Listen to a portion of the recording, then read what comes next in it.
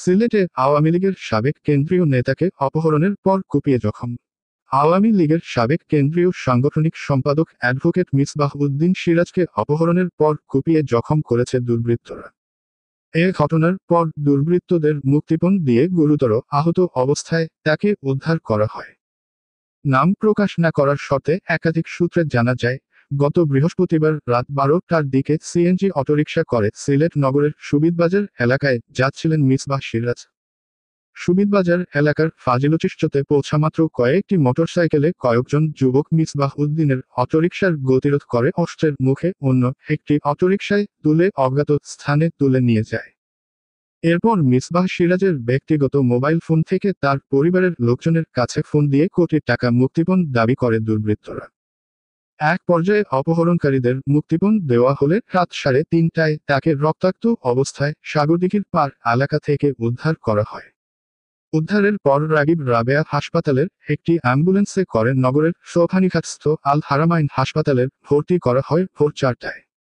রাতেই ডাক্তাররা তার শরীরে অস্ত্রোপচার করেন এবং শুক্রবার সকাল 10টার দিকে তিনি ওই হাসপাতাল থেকে ছাড়া পান এবং এভারগ্রিন হাসপাতালের একটি অ্যাম্বুলেন্সে করে তাকে নিয়ে নিরাপদে সরে যান তার পরিবার।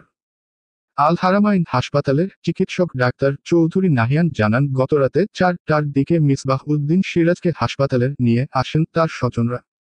পরবর্তী সময়ে তার পায়ে অস্ত্রোপচার করা হয়। যদিও স্বজনরা হাসপাতালের বলেছেন তিনি দুর্ঘটনায় আহত হয়েছেন।